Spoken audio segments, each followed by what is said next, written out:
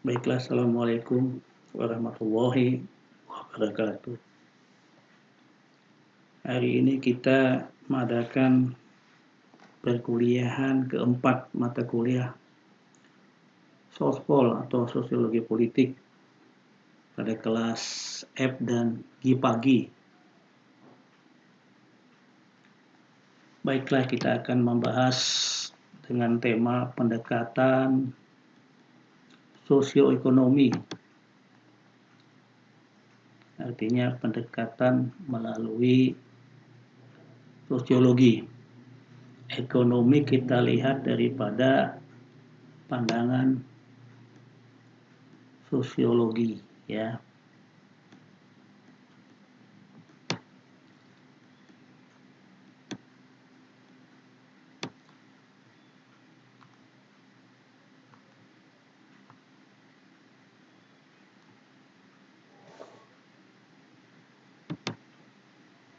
Anda bisa melihat di PowerPoint yang telah Bapak kirimkan, ya.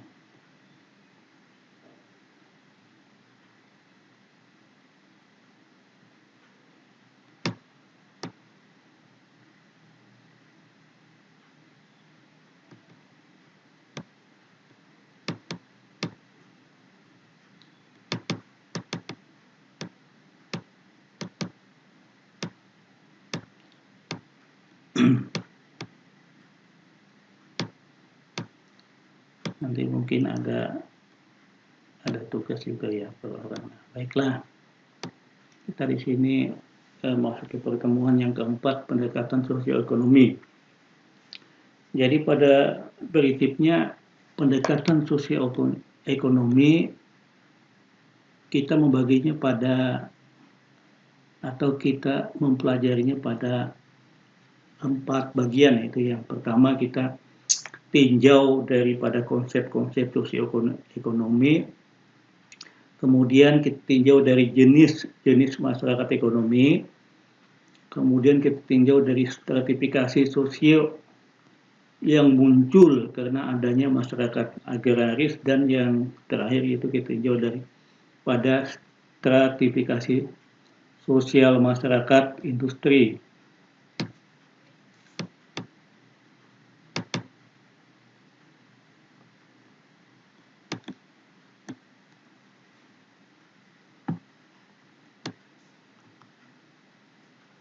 Nah, yang pertama kita mempelajari konsep-konsep ekonomi.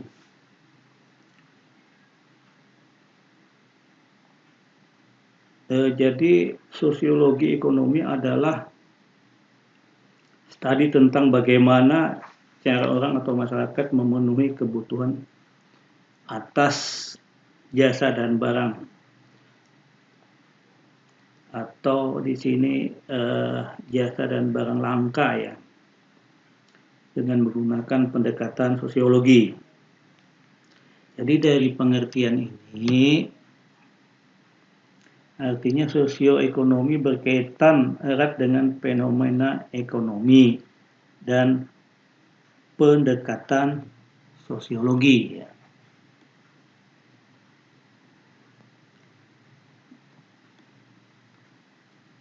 Kemudian kita lanjut kepada jenis-jenis masyarakat ekonomi.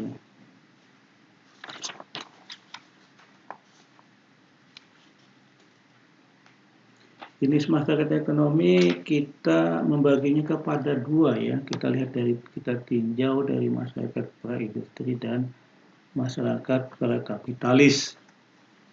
Jadi masyarakat industri itu ialah kita lihat pada saat manusia hidup dalam kebersahajaan dengan jumlah populasi yang relatif kecil. Jadi itu dilihat daripada masyarakat praindustri. Artinya sebelum industri berdiri, ya. Jadi sebelum industri berdiri itu biasanya manusia hidup dalam kebersahajaan dengan jumlah populasi. Jadi jumlah populasi ini relatif dulu kecil, ya. kan sebelum pra industri itu eh, yang dimulai dengan revolusi zaman industri dimulai pada revolusi di Inggris ya, artinya berdirinya pabrik-pabrik di negara Inggris tersebut. Nah, tapi kita ini membahas pada zaman pra, artinya sebelum industri. Biasanya itu masyarakat lagi pada larinya ke pertanian, guys. Nah, di sini kita lihat sebelum masuk industri adanya masyarakat pemburu ya atau pramu. Kemudian ada masyarakat hortikultura sederhana. Adanya masyarakat hortikultura intensif, masyarakat agrar dan masyarakat pastoralis. Jadi masyarakat pemburu artinya dia hidupnya cuma ingin mempertahankan saja seperti hewan ya. Dia berburu tujuannya untuk mendapatkan makanan. Jadi mempertahankan hidup. Jadi zaman kita dulu tuh sama juga seperti hewan. Hewan kan tujuannya untuk mempertahankan hidup dia. Nah, kemudian masuk kepada masyarakat hortikultura sederhana. Artinya masyarakat yang tidak berpikir macam-macam ya. Apa yang ada itulah yang dia gunakan, yang dia makan. Nah, kemudian lanjut kepada masyarakat hortikultura insentif. Nah, ini sudah masyarakat sudah mulai mementingkan kebutuhannya. Nah, dia bekerja ingin mendapatkan upah ya. Dia menginginkan upah untuk di samping mempertahankan hidup untuk memenuhi kebutuhan yang lain ya, sudah mulai tumbuh ya kebutuhan. Kemudian dia lari kepada masyarakat agraris. Nah, dia tidak hanya ingin mendapatkan upah, tapi dia bekerja menginginkan kebutuhan dia ya, yaitu dia lari ke pertanian agraris ya. Nah, kemudian lari selanjutnya kepada masyarakat pastoralis. Jadi masyarakat pastoralis di sini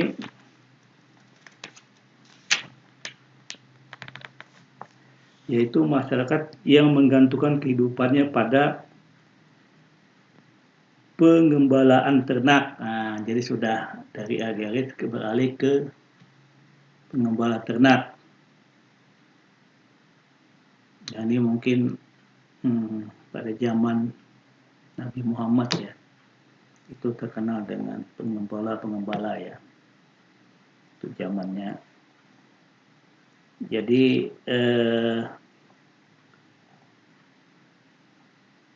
Jadi sebagian dari mereka yang disebut pastoralis, biasanya pastoralis sejati ya, artinya sama sekali tidak melakukan aktivitas pertanian. Nah, jadi sudah pertanian sudah dialihkan ke peternakannya. Mereka memperoleh produk pertanian melalui hubungan dagang dengan tetangga mereka yang mengerjakan pertanian. Nah, jadi kalau dia memerlukan pertanian ini sudah berhubungan dengan orang lain. Nah, setelah itu kan ada sistem barter ya. Artinya membeli sesuatu tidak hanya dengan uang, tetapi membeli sesuatu dengan barang dan barang ya. Jadi perpindahan tangan barang ke barang itu dihargai dulu, itu seperti pertukaran.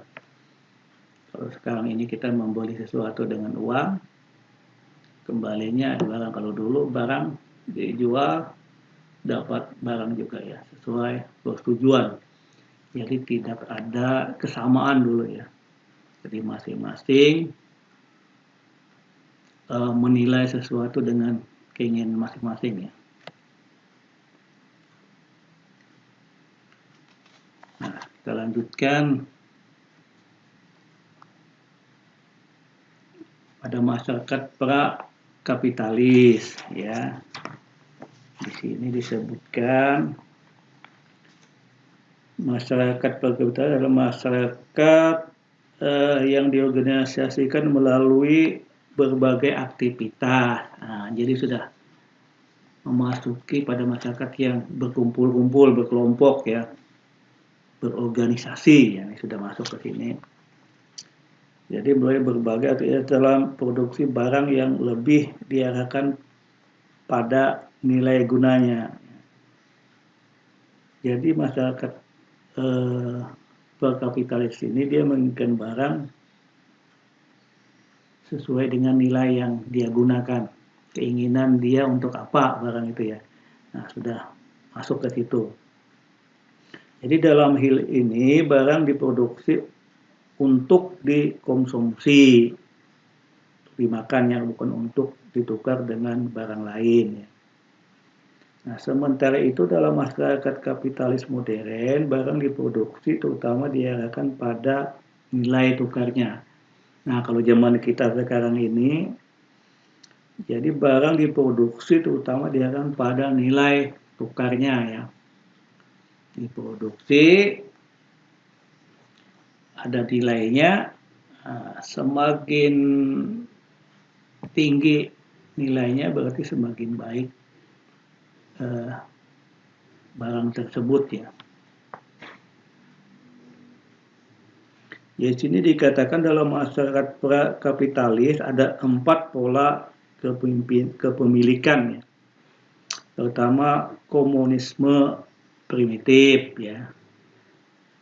Kemudian pemilikan keluarga besar, pemilikan oleh pimpinan, pemilikan oleh seigneurial ya.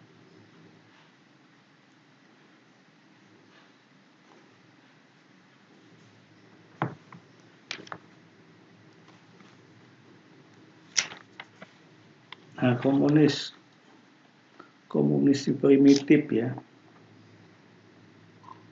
artinya kepemilikan yang masih bersifat manual ya.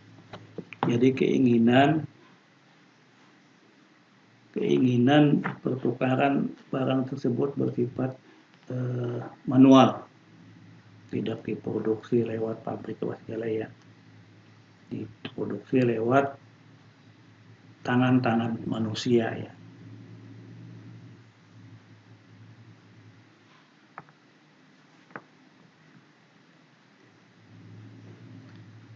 Kemudian yang kepemilikan keluarga besar ya. Nah, jadi dulu masyarakat sedikit ya, sedikit. Jadi untuk memenuhi kebutuhan biasanya karena menggunakan alat-alat tradisional, biasanya menggunakan banyak manusia ya. Oleh sebab itu, zaman orang dulu ya, kalau dia mengingini keluarganya besarnya, jadi ada pepatah ya, maka itu keluarga besar rezekinya juga besar ya. Nah itu, jadi ya pepatah itu keluar dulu. Jadi orang bekerja tidak sanggup sendiri, harus dibantu dengan orang lain untuk memenuhi kebutuhan hidupnya. Maka itu setiap keluarga diinginkan mempunyai anak yang banyak ya. Jadi keluarga besar dapat membantu perekonomian keluarganya, itu maksudnya. Jadi sini pemilikan oleh pimpinan. Jadi kepemilikan itu pada zaman itu ya harus ada yang memimpin, harus ada yang mengaturnya, harus ada yang mengambil tindakan dan kebijakan. Nah, biasanya kalau dalam satu keluarga itu tentunya orang tua ya. Jadi setiap anak atau keluarga yang lain harus tunduk kepada pimpinnya atau orang tuanya. Jadi tidak boleh yang lain ikut campur masalah perekonomian keluarga ya, atau keluarga, atau kalau dalam satu kelompok kepala suku adatnya ya, kelompok. Tidak boleh. Nah, ini masih terjadi di Irian Jaya, di pedalaman ya. Jadi kalau mau ke sana, mau beli atau mau bagaimana, masuk ke sana harus izin dengan pimpinan. Jadi taat kepada pimpinannya.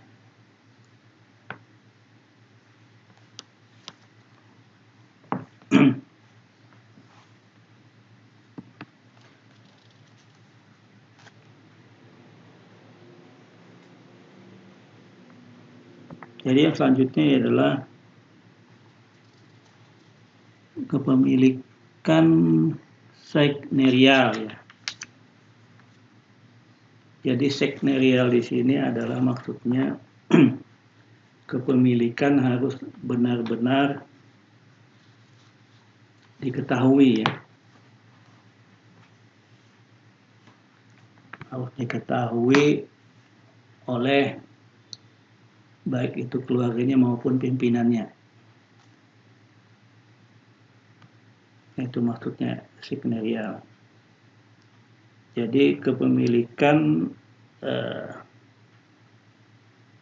harus benar-benar, kalau zaman sekarang ini harus benar-benar sah menurut undang-undang ya. Nah sama itu, jadi harus benar-benar diketahui oleh kelompok pimpinan atau kepala adatnya ya. Itu dianggap sah menjadi kepemilikan seorang tersebut ya. Kalau kita sekarang ini kepemilikan apa segala itu berdasarkan undang-undang, ini cuma beda kalimat saja ya. Lanjutkan pada stratifikasi sosial, muncul adanya masyarakat agraris ya. Jadi sini dikatakan stratifikasi sosial biasanya muncul adanya ketidaksamaan status dalam masyarakat. Perbedaan status ini kemudian menempatkan manusia pada strata yang berbeda. Stratifikasi dapat didasarkan pada kekayaan, kehormatan, kekuasaan, dan ilmu pengetahuan. Nah, jadi sini dikatakan bahwa untuk menilai stratifikasi, seseorang itu biasanya tingkatan-tingkatan itu dapat dibedakan pada kekayaannya, pada kehormatannya, kekuasaan, dan ilmu pengetahuan. Nah, ya sampai saat ini ya, jadi orang yang kaya biasanya dihormati ya, banyak yang datang. Kemudian orang yang terhormat seperti kepala adat ya, kepala agama ya, tokoh-tokoh agama dan sebagainya itu dihormati ya, itu tinggi, lebih tinggi kedudukannya dibanding masyarakat ya. Kemudian dia yang mempunyai kekuasaan siapa? Kuasa itu seperti bupati, kita ambil dari bawah camat, bupati, wali kota, gubernur, dan sampai ke presiden. Kita ambil yang formal, itu kekuasaan yang formal biasanya dihormati, orang banyak menghormati daripada yang tidak berkuasa. Tapi itu di hadapan manusia. Kalau di hadapan Tuhan lain lagi. Nilai yang ada di dalam hati kita yang kita tidak tahu itu. Kalau Tuhan ke situ larinya. Kalau kita manusia melihat luarnya saja ya. Kemudian orang yang berilmu pengetahuan. Nah, ilmu pengetahuan juga dihormati. Kalau ada guru besar ya atau profesor itu biasanya lebih didengarkan pendapatnya karena dianggap ahli di bidangnya ya. Jadi semakin tinggi ilmu seseorang, semakin tinggi nilainya di masyarakat. Nah, jadi Anda kalau punya ilmu, walaupun dari keluarga biasa, dari keluarga miskin, nah orang nanti kalau Anda sudah berilmu tinggi, apalagi sudah jadi guru besar, itu malah diangkat keluarga Anda.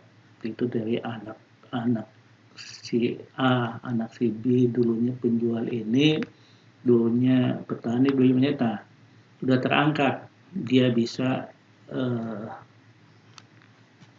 dia bisa membantu, dia bisa memberi kemaslahatan bagi orang banyak, terutama pada anak yang telah berhasil. Jadi mengangkat keluarga. Jadi keluarga diangkat dengan adanya anak yang berprestasi karena ilmu pengetahuannya. Kemudian di sini salah satu ciri yang menonjol dalam masyarakat Agis adalah gap atau pemisah antara kelas dominan dan non-dominan. Artinya dominan di sini disebut dominan, subordinat atau bidinat ya. Oleh karena itu masyarakat Agis adalah masyarakat yang terstratifikasi di antara semua masyarakat praindustri. Jadi dalam praindustri, apalagi zaman industri kami, praindustri sudah dikatakan bahwa masyarakat agraris itu sudah lebih sedikit ya. Jadi orang beralih dari agraris sudah beralih ke industri ya. Jadi lebih sedikit. Baiknya kita lanjut ya. Kemudian sistem stratifikasi agraris ya.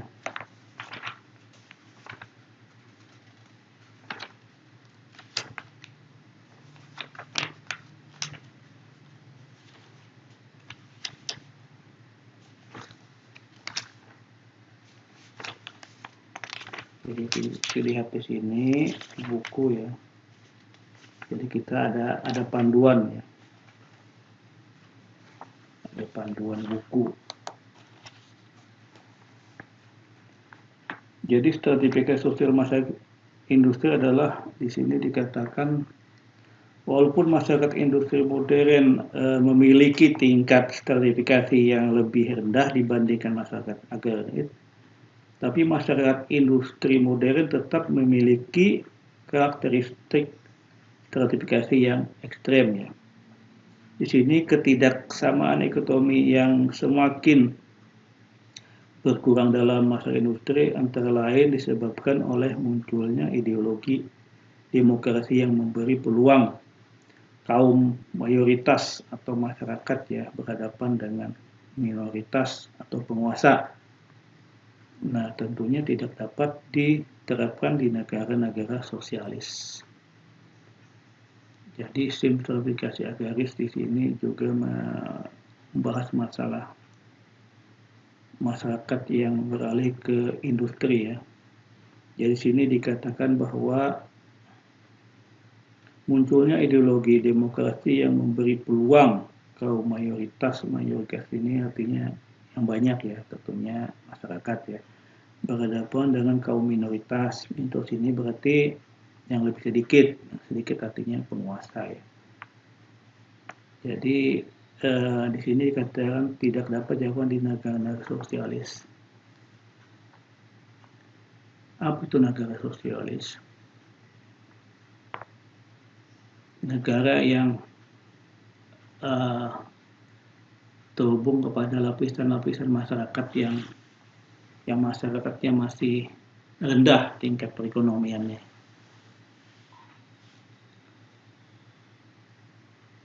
Sosialis.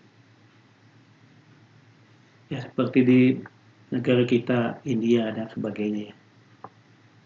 Termasuk penganut negara-negara sosialis. Jadi setiap kebijakan yang dikeluarkan seperti negara kita harus ditinjau dari tinjau dari masyarakatnya. Nah, seperti mengapa kita tidak menerapkan lockdown ya, utama untuk Indonesia secara keseluruhannya, karena menilai masyarakatnya banyak berada di lapisan bawah. Beda dengan negara Amerika, negara Perancis ya, dia melakukan lockdown, Australia, karena dia tingkat perekonomian sudah tinggi, ya walaupun 1 bulan 2 bulan tidak bekerja tinggal di rumah, tapi ekonomi dia sudah cukup ya. untuk persiapan supaya mempertahankan kehidupannya. Ya, maka itu kita tidak menerapkan itu, dikhawatirkan banyak yang tidak bisa makan karena pekerjaan banyak di informal kan. Beda dengan Malaysia juga sudah masyarakat sudah banyak bekerja di formal ya.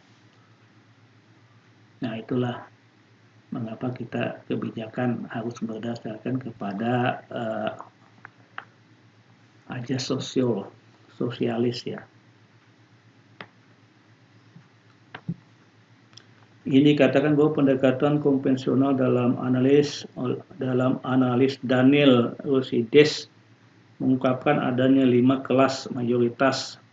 Nah, tapi ini dipelajarinya di Amerika Serikat, yaitu ada kelas atas, kelas menengah atas, kelas menengah bawah, kelas pekerja, kelas bawah ya. Nah, dia mempelajari di Amerika. Jadi dia ada pendekatan konvensional dalam analis ya oleh Daniel Rusides. Jadi dia di situ mengatakan ada kelas atas, kelas menengah atas, kelas menengah bawah, kelas pekerja, kelas bawah. Kalau di tempat kita ada kelas atas ya, konglomerat, kelas menengah dan kelas bawah dan bawah sekali. Jadi tingkatannya kita gitu. Kalau dia menengah kan beda-beda tipis atas dan bawah. Kalau kita cuma kelas menengah itu pun jauh bedanya dengan kelas atas ya. Kemudian menengah ke miskin jauh sekali juga beda. Yang lebih miskin, dari miskin ke lebih miskin juga sangat jauh sekali ya. Itulah negara kita ya, Indonesia. Baik, kita kembali ke konsep-konsep sosioekonomi ya.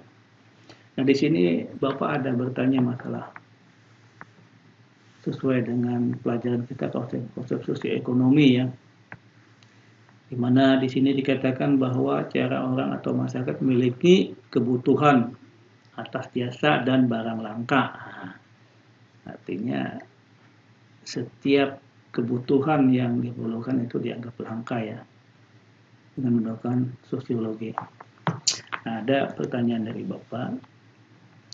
Sekarang ini kita mengalami namanya wabah, tidak saja di Indonesia, di negara ini adanya virus corona atau disebut dengan COVID-19, di mana di sini perekonomian seluruh dunia, bukan saja Indonesia, anjlok ya. Artinya menurun sekali, banyak karyawan di PHK, banyak karyawan tidak mendapatkan pekerjaan. Nah, sekarang ini muncul kebijakan pemerintah dalam hal pekerjaan. Itu sekarang pemerintah ingin mempekerjakan semua masyarakat, terutama masyarakat yang dikatakan informal, yang punya gaji-gaji harian. Dengan istilah padat karya ya. Jadi istilah mempekerjakan padat karya artinya banyak mempergunakan manusia dibandingkan menggunakan tenaga robot atau tenaga mesin ya.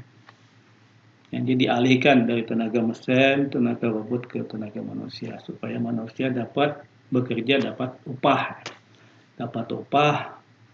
dapat memberikan kehidupan dia ya. Nah, apakah menurut Anda mahasiswa, sesuai pikiran Anda ya, pikiran Anda nanti bisa dikirim lewat email atau lewat jawaban di e-learning sini ya. Apakah kebijakan lewat padat karya yang nanti diberlakukan, mungkin 1 minggu lagi diberlakukan di seluruh Indonesia, dapat mengurangi ketergantungan masyarakat terhadap adanya virus corona ini. Ya, tolong Anda jawab alasannya, apakah kebijakan pemerintah itu sudah tepat ya? Apakah kebijakan pemerintah itu sudah tepat dalam mengatasi gejala virus corona sekarang ini ya, dengan memperlakukan pekerjaan padat karya kepada masyarakat yang lapisan bawah ya, masyarakat yang kerjanya informal saja ya. Ya itu jawabannya ya. Saya kira saya sudahi dulu atau Bapak sudahi dengan membaca alhamdulillah ya rabbil alamin. Wassalamualaikum warahmatullahi wabarakatuh.